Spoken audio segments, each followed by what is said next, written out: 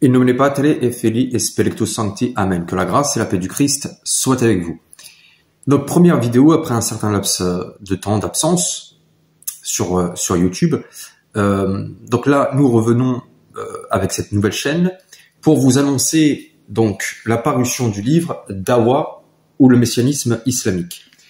Alors, dans ce livre-là, qui est la mise à jour, revue et augmentée du livre La Bible à contre-Coran, qui n'est plus disponible, qui a été paru en 2018, nous abordons non seulement la divinité du Christ, qui était le sujet de la première version d'édition.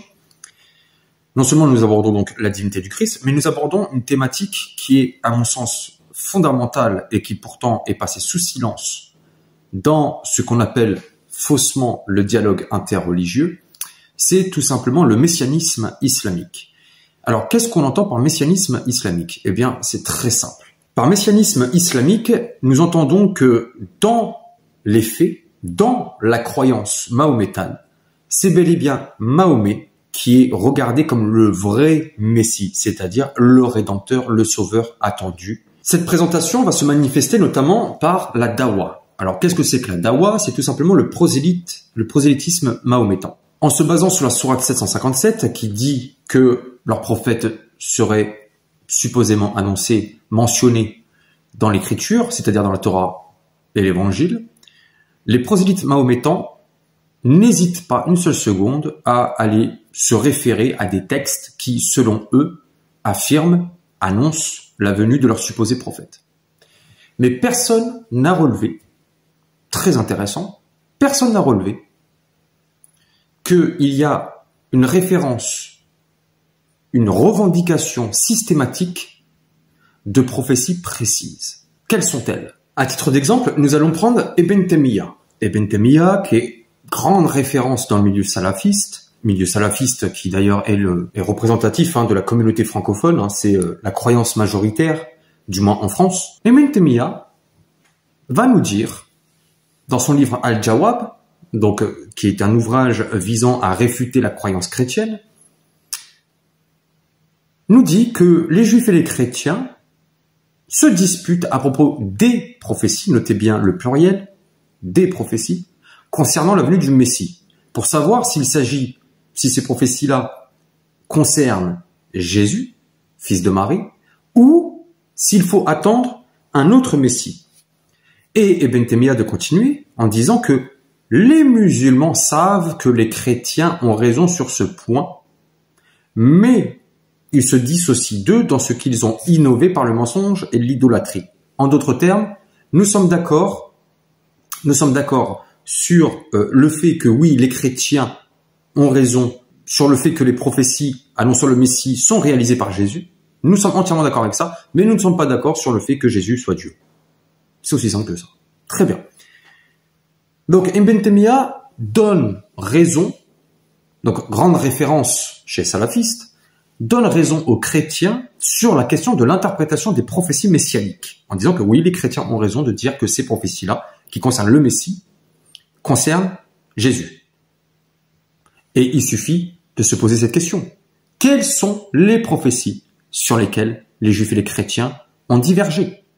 Eh bien, il s'avère que ces prophéties sur lesquelles les juifs et les chrétiens se sont disputés pour savoir s'il s'agit de Jésus ou s'il fallait attendre un autre Messie, en reprenant la phraséologie de Ibn Taymiyyah, eh bien, il s'avère que toutes ces prophéties sur lesquelles les juifs et les chrétiens se sont disputés pour savoir si le Messie attendu dans ces prophéties-là, il s'agit de Jésus ou pas, eh bien, ce sont précisément ces prophéties-là que la dawa, que le prosélytisme mahométan revendique. Écoutez bien, revendique pour annoncer la venue de Mahomet. On va prendre un exemple. Encore Ibn Taymiyyah. Ibn Taymiyyah, dans son livre Al-Jawab, donc va vouloir réfuter plusieurs points de la foi chrétienne, la Sainte Trinité, etc., etc. Et il va vouloir aussi légitimer le supposé prophète de l'islam. Et pour ce faire, il va se référer à des prophéties qui, selon lui, annonceraient la venue de Mahomet. Qu'est-ce qu'on constate dans ces prophéties-là? Eh bien, on relève que ce sont précisément les prophéties messianiques sur lesquelles les juifs et les chrétiens se sont disputés. Et parmi ces prophéties-là, nous avons Ésaïe, chapitre 9, verset 5.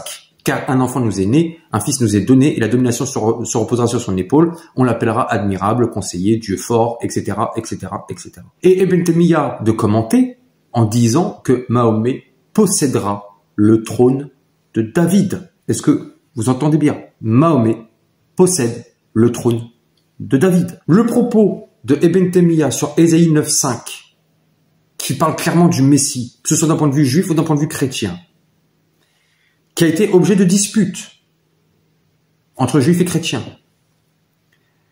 et dont Ibn Taymiyyah dit indirectement que les chrétiens ont raison qu'il s'agit de Jésus, puisque c'est une prophétie messianique. Eh bien, Ibn Taymiyyah n'hésite pas, de l'autre côté, à revendiquer cette même prophétie pour dire que Mahomet non seulement est annoncé, mais qu'en plus de ça, il possède le trône de David. Nous avons là un exemple du messianisme islamique.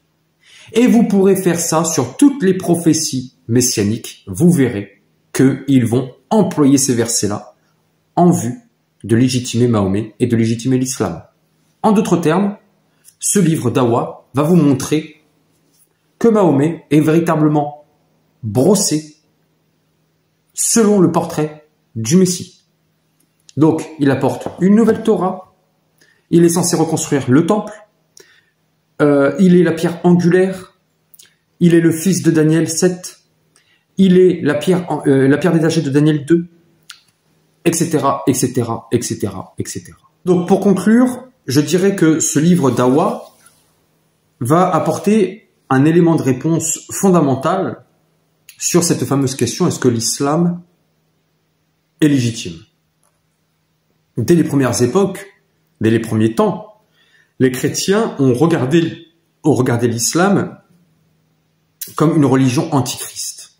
Au mieux, une hérésie chrétienne. Au pire, l'antichrist.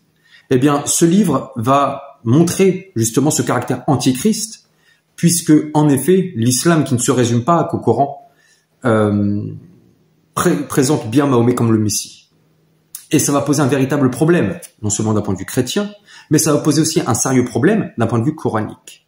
Ça va être, cette problématique se trouvant dans le Coran, c'est dans la deuxième partie de mon livre. Donc, je vous invite à vous procurer ce livre-là. Vous aurez plein d'informations, non seulement sur justement ce type de revendication messianique, mais aussi le mécanisme par lequel il passe. Je vous donne un exemple. Par exemple, sur la revendication du paraclet, la fameuse annonce du Seigneur à propos du paraclet, du consolateur. Ce qu'il faut savoir, c'est que l'épisode de la Pentecôte, donc qui est l'événement clé réalisant la venue du paraclet, a été capté dans la littérature islamique. Mais tout un processus de réécriture a été fait sur cet épisode de sorte à ne pas mettre la venue du Saint-Esprit dans cet événement-là. Donc, vous voyez, il y a tout un processus, tout un mécanisme qui se met en place pour pouvoir amener sa revendication derrière. Donc, je vous dis à très bientôt. Je ferai, je pense, une prochaine vidéo. Cette fois-ci, c'est sur la Seigneurie du Christ et là encore, en confrontation avec la littérature islamique. Et comme vous allez le voir, le concordisme islamique, qui se manifeste entre autres par le messianisme, comme je le montre dans mon livre, le concordisme islamique n'hésitera pas à contredire sa propre théologie pour pouvoir relativiser la divinité du Christ. Pax gratia.